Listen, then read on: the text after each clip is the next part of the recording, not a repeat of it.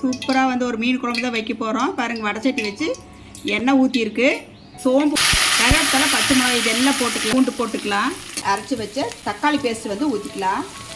பாருங்கள், மஞ்சத்தூள், மிளகாத்தூளுங்க, வீட்டு குழம்பு மசாலா பொடி, சாம்பார் தூளுங்க, இதெல்லாம் போட்டுக்கலாங்க. மீன் குழம்புக்கு தேவையான கொஞ்சம் தண்ணி ஊற்றிக்கலாம். குழம்புக்கு தேவையான புளி கரைச்சல் ஊற்றிக்கலாங்க.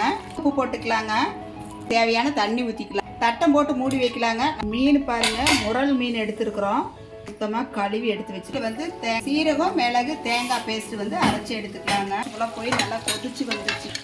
இப்போ வந்து அரைச்ச சீரகம், மிளகு, தேங்காய் பேஸ்ட் எல்லாம் ஊற்றிக்கலாங்க. வந்து தண்ணி ஊற்றிக்கலாங்க.